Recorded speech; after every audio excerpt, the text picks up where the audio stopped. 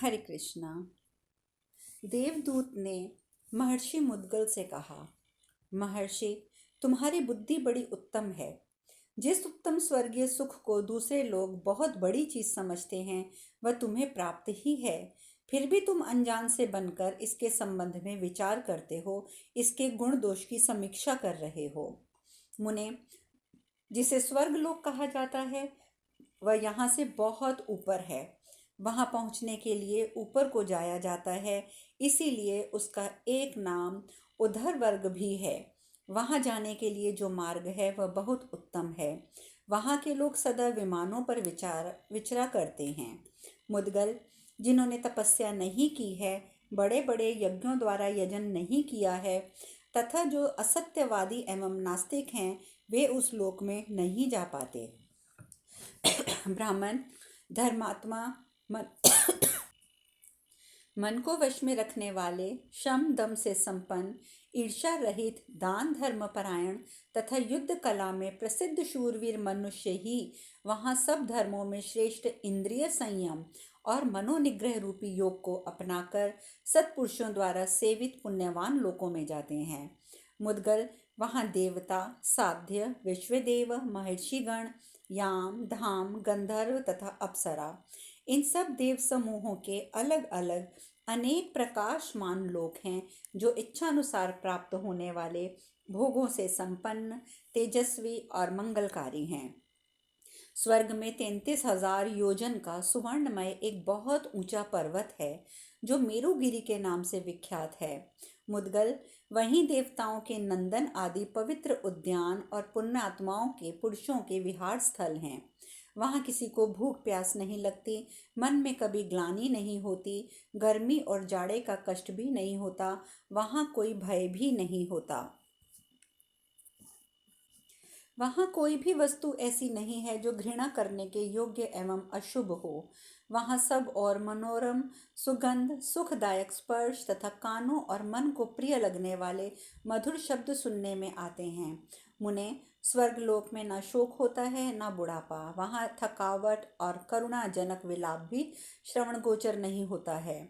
महर्षि, स्वर्गलोक ऐसा ही है। अपने सत्कर्मों के फलस्वरूप ही उसकी प्राप्ति होती है। मनुष्य वहाँ अपने किए हुए पुण्य कर्मों से ही रह पाते हैं। स्वर्गवासियों के शरीर में तेज जैसे तत्व की प्रधानता होती है। शरीर पुण्य कर्मों से ही उपलब्ध होता है। माता पिता के रजोवीर्य से उनकी उत्पत्ति नहीं होती है। उन शरीर में कभी पसीना नहीं निकलता, दुर्गंध नहीं आती, मल मूत्र का अभाव होता है। मुने, उनके कपड़े पर कभी मैल नहीं बैठती है। स्वर्गवासियों की जो दिव्य कुसुम मालाएं होती हैं वे कभी कुम्हलाती नहीं हैं, उनसे निरंतर सुगंध फैलती रहती है। वे देखने में बड़ी मनोरम होती हैं। स्वर्ग में सभी निवासी विमानों से संपन्न होते हैं। महामुने, जो अपने सत्कर्मों द्वारा स्वर्गलोक पर विजय पा चुके हैं वे वहाँ सुख से जीवन बिताते हैं। उनमें किसी के प्रति ईर्ष्या नहीं होती, कभी शोक थकावट का वे अनुभव नहीं करते, द्वेष भाव से सदा दूर रहते हैं। देवताओं के जो उपरोक्त पूर्वोक्त प्रकार के लोक हैं उन सब के ऊपर अन्य कितने ही विविध गुण संपन्न अन्य लोक, दिव्य लोक भी हैं। इन सब के ऊपर ब्रह्मा जी का लोक है जो अत्यंत तेजस्वी और मंगलकारी है। ब्राह्मण अपने शुभ कर्मों से पवित्र ऋषि मुनि ही सिर्फ वहां जा सकते हैं। वहीं ऋभु नामक दूसरे देवता रहते हैं जो देव गणों के भी आराध्य हैं। देवताओं के लोकों में उनका स्थान उत्कृष्ट है। देवता लोग भी यज्ञों द्वारा उनका ही यजन करते हैं। उनके उत्तम लोक स्वयं प्रकाश, तेजस्वी, संपूर्ण कामनाओं की पूर्ति करने वाले हैं। उन्हें स्त्रियों के लिए संताप नहीं होता, लोगों के ऐश्वर्य के लिए उनके मन में कभी ईर्ष्या नहीं होती है। वे देवताओं की तरह आहुतियों से जीविका नहीं चलाते हैं। उन्हें अमृत पीने की भी आवश्यकता नहीं होती है। उनके शरीर दिव्य ज्योतिर्मय हैं, उनकी कोई विशेष आकृति भी नहीं होती है। वे सुख में प्रतिष्ठित हैं, परंतु सुख की कामना नहीं रखते। वे देवताओं के भी देवता और सनातन हैं। कल्प का अंत होने पर भी उनकी स्थिति में कोई परिवर्तन नहीं आता और वे सब ज्यों के त्यों बने रहते हैं। मुने, उनमें जरा मृत्यु की संभावना तो हो ही कैसे सकती है। हर्ष, प्रीति, सुख, दुख, अनेक विकारों का उनमें सर्वथा अभाव रहता है और ऐसी स्थिति में उनके भीतर सुख, दुख, राग, द्वेष कैसे रह सकते हैं। स्वर्गवासी देवता भी उस ऋभु नामक देवताओं की परम गति प्राप्त करने की इच्छा रखते हैं, पर वह परासिद्धि की अवस्था है जो अत्यंत दुर्लभ है। विषय भोगों की इच्छा रखने वाले लोगों की वहाँ कोई पहुँच नहीं होती। जो लोग ये जो 33 देवता हैं, उन्हीं के लोगों को मनीषी पुरुष उत्तम नियमों के आचरण से और विधि पूर्वक दिए दानों से प्राप्त करते हैं। ब्राह्मण, तुमने जो अपने दान के प्रभाव से अनायास ही यह स्वर्गीय सुख संपत्ति प्राप्त कर ली है, अपनी तपस्या के तेज से देदीप्यमान होकर अब तुम अपने पुण्य प्राप्त हुए उस दिव्य वैभव का उपभोग करो। विप्रवर, यही स्वर्ग का सुख है और ऐसे ही भांति भांति के लोग हैं। यहाँ तक कि मैंने तुम्हें स्वर्ग के गुण बताए हैं, अब तुम वहाँ के दोष भी मुझसे सुन लो। अपने किए हुए सत्कर्मों का जो फल होता है वही स्वर्ग में भोगा जाता है। वहाँ कोई नया कर्म नहीं किया जाता। अपना पुण्य रूप मूलधन गवाने से ही वहाँ के भोग प्राप्त होते हैं। स्वर्ग का सबसे बड़ा दोष मुझे ये जान पड़ता है कि कर्मों का भोग समाप्त होने पर उस एक दिन वहाँ से पतन हो ही जाता है। जिनका मन सुख भोगों में लगा हुआ है, उनका सहसा पतन कितना दुखदायी होता है। स्वर्ग में से भी जो लोग नीचे के स्थानों में स्थित हैं, उन्हें अपने के ऊपर के लोगों की समुज्ज्वल श्री संपत्ति देखकर जो संतोष, असंतोष और संताप होता है, उसका वर्णन करना अत्यंत कठिन है। स्वर्ग से गिरते समय वहाँ के निवासियों की चेतना लुप्त हो जाती है। रजोगुण के आक्रमण से उनकी बुद्धि बिगड़ जाती है। उनके पहले गले की मालाएं कुम्हला जाती हैं, जो इनके पतन का सूचना देने का काम शुरू कर देती हैं और इसी से ही उनके मन में भारी भय समा जाता है। ब्रह्मलोक में जितने लोग हैं, उन सब में से सबसे भयंकर दोष देखे जाते हैं स्वर्ग लोक में रहते समय जो पुण्यात्मा पुरुषों के सहस्त्रों गुण होते हैं। परंतु वहाँ से भ्रष्ट हुए जीवों का भी एक अन्य श्रेष्ठ गुण देखा जाता है कि वे अपने शुभ कर्मों के संस्कार से संयुक्त होने के कारण मनुष्य योनि में ही जन्म पाते हैं। वहाँ भी वह महाभाग मानव सुख के संसाधनों से संपन्न होकर ही उत्पन्न होता है, परंतु यदि मानव योनि में वह अपने कर्तव्य को ना समझे, तब वह उससे भी नीचे की योनि में चला जाता है। इस मनुष्य लोक में मानव शरीर के द्वारा जो कर्म किया जाता है, उसी से ही परलोक भोगा जाता है। ब्राह्मण, यह कर्म भूमि और फल योग की भूमि कही जाती है। यह सुनकर ऋषि मुद्गल बोले, देवदूत, तुमने स्वर्ग के महान दोष बताए, परंतु स्वर्ग की अपेक्षा यदि कोई दूसरा लोक इन सब दोषों से सर्वथा रहित है, तो उसका वर्णन भी करो। देवदूत ने कहा, ब्रह्मा जी के उस लोक के ऊपर भगवान विष्णु का परम धाम है। वह सनातन ज्योतिर्मय लोक है। उसे पर ब्रह्म कहा जाता है। जिसका मन विचारों में रचा पचा रहता है, वे लोग वहाँ नहीं जा सकते। दंभ, लोभ, महाक्रोध, मोह और द्रोह से युक्त मनुष्य भी वहाँ नहीं पहुँच सकते। जो ममता और अहंकार से रहित हैं, सुख दुख आदि द्वंद्वों से ऊपर उठ गए हैं, जितेंद्रिय और ध्यान योगों में तत्पर हैं, वे ही मनुष्य उस लोक में जा सकते हैं। तुमने जो कुछ मुझसे पूछा था, वह मैंने तुम्हें कह सुनाया। साधो, अब आपकी कृपा से हम लोग सुखपूर्वक स्वर्ग की यात्रा करें, विलंब नहीं होना चाहिए।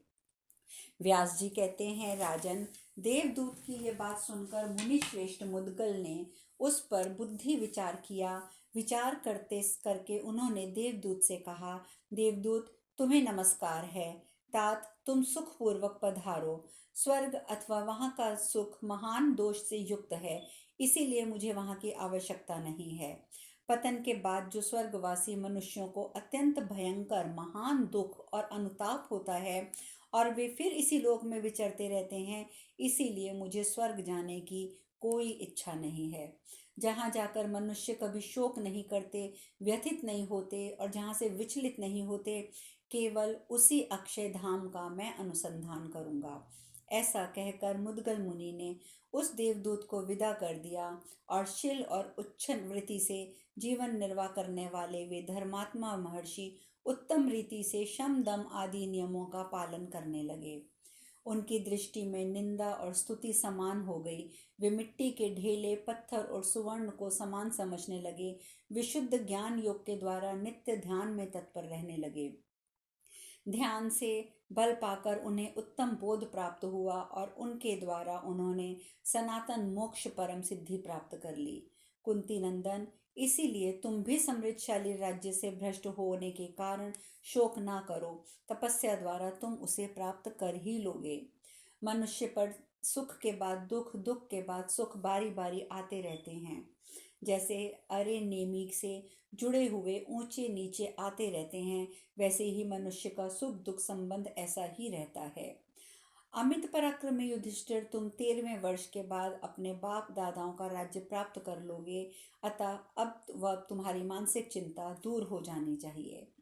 वैशंपायन जी कहते हैं, जन्मेजय, परम बुद्धिमान भगवान व्यास पांडुनंदन युधिष्ठिर से ऐसा कहकर तपस्या के लिए पुनः अपने आश्रम की ओर चल दिए।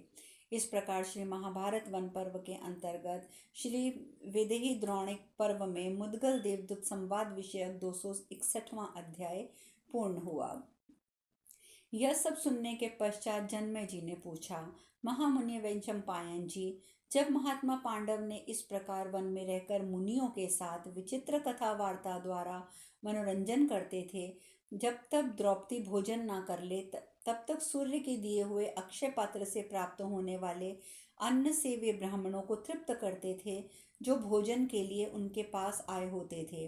उन्हीं दिनों दुशासन, कर्ण और शकुनी के मत के अनुसार चलने वाले पापचारी दुरात्मा दुर्योधन आदि धृतराष्ट्र पुत्रों ने पांडवों के साथ कैसा बर्ताव किया, भगवान मेरे प्रश्न के अनुसार वे सब बातें कहिए। यह सुनकर वैशंपायन जी बोले, महाराज, जब दुर्योधन ने सुना कि पांडव लोग तो वन में उसी प्रकार दान पुण्य करते हुए आनंद से रह रहे हैं जैसे वे नगर में निवास करते थे, तब उनसे उनका अनिष्ट करने का विचार किया। इस प्रकार सोचकर छल कपटी विद्या में निपुण कर्ण और दुशासन आदि के साथ जब वे दुरात्मा धृतराष्ट्रपुत्र भांति भांति के उपायों से पांडवों को संकट में डालने की युक्ति का विचार कर रहे थे, उसी समय महायशस्वी धर्मात्मा तपस्वी महर्षि दुर्वासा अपने 10,000 शिष्यों को साथ लिए वहां स्वेच्छा से आ पहुंचे।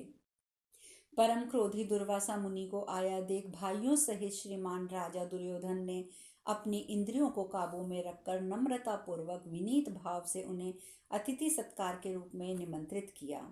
दुर्योधन ने स्वयं दास की भांति उनकी सेवा में खड़े रहकर विधि पूर्वक उनकी पूजा की। मुनि श्रेष्ठ दुर्वासा कई दिनों तक वहां ठहरे रहे। महाराज जन्मेजय, राजा दुर्योधन श्रद्धा से नहीं अपितु उनके शाप से इतना डरता था कि दिन रात आलस्य छोड़कर उनकी सेवा में लगा रहता था। वे मुनि कभी कहते थे कि राजन, मैं भूखा हूँ, मुझे शीघ्र भोजन दो। ऐसा कहकर वे स्नान करने के लिए चले जाते। बहुत देर के बाद लौट कर कह देते, मैं नहीं खाऊंगा, आज मुझे भूख नहीं है। ऐसा कहकर अदृश्य हो जाते थे। फिर कहीं से अकस्मात आकर कहते थे, हम लोगों को जल्दी भोजन कराओ।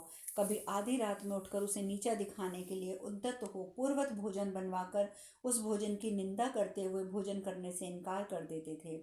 भरत, ऐसा उन्होंने कई बार किया, तो भी जब राजा दुर्योधन के मन में विचार या विकार उत्पन्न नहीं हुआ, तब दुर्धत मुनि उस पर प्रसन्न हुए और बोले, मैं तुम्हें वर देना चाहता हूँ। दुर्वासा ने कहा, राजन, तुम्हारा कल्याण हो, तुम्हारे मन में जो इच्छा है इसके लिए वर मांगो। मेरे प्रसन्न होने पर जो धर्मानुकूल वस्तु होगी वह तुम्हारे लिए अलभ्य नहीं रहेगी। वैशंपायन जी कहते हैं, जन्मेजय, शुद्ध अंतःकरण वाले ऋषि दुर्वासा का ये वचन सुनकर दुर्योधन ने मन ही मन ऐसा समझा मानो उसका नया जन्म हो गया हो। मुनि संतुष्ट हों तो क्या मांगना चाहिए, इस बात के लिए कर्ण और दुशासन आदि के साथ उसकी पहले से ही सलाह की जा चुकी थी। राजन, उसी निश्चय के अनुसार दुर्बुद्धि दुर्योधन ने अत्यंत प्रसन्न होकर वर मांगा। ब्राह्मण, हमारे कुल में महाराज युधिष्ठिर सबसे ज्येष्ठ और श्रेष्ठ हैं। इस समय वे धर्मात्मा पांडु कुमार अपने भाइयों के साथ वन में निवास करते हैं। वे बहुत गुणवान और सुशील हैं। जिस प्रकार आप मेरे अतिथि हुए, उसी प्रकार शिष्यों के सहित आप उनके भी अतिथि होइए। यदि आपकी मुझ पर कृपा होगी तो मेरी ये प्रार्थना से आप वहाँ ऐसे समय में जाइएगा जब परम सुंदरी यशस्विनी सुकुमारी द्रौपदी समस्त ब्राह्मणों और पांचों पतियों को भोजन कराकर स्वयं भी भोजन करने के पश्चात सुखपूर्वक बैठकर विश्राम कर रही हो। तुम पर प्रेम होने के कारण मैं वैसा ही करूँगा। दुर्योधन से ऐसा कहकर विप्रवर दुर्वासा जैसे आए थे वैसे चले गए। उस समय दुर्योधन ने अपने आप को कृतार्थ माना। वह कर्ण का हाथ अपने हाथ में लेकर अत्यंत प्रसन्न हुआ। कर्ण ने भी भाइयों सहित राजा दुर्योधन के लिए बड़े हर्ष के साथ कहा, कुरुनंदन, सौभाग्य से हमारा काम बन गया। तुम्हारा अभ्युदय हो रहा है, यह भाग्य की बात है। तुम्हारे शत्रु विपत्ति के अपार महासागर में डूब गए, यह सौभाग्य की बात है। पांडव दुर्वासा की क्रोधाग्नि से घिर गए हैं और अपने ही महापापों के कारण वे दुस्तर नरक में जा पड़े हैं। बस अब ऐसा समझ लो। वैशंपायन जी कहते हैं, राजन, छल कपट की विद्या में प्रवीण दुर्योधन आदि इस प्रकार की बातें करते हंसते हुए प्रसन्न मन से अपने अपने भवन को चले गए। इस प्रकार श्री महाभारत वन पर्व के अंतर्गत द्रौपदी हरण पर्व में दुर्वासा का उपाख्यान 262वां अध्याय पूर्ण हुआ। शेष कथा कल। हरे कृष्णा कृष्णा कृष्णा।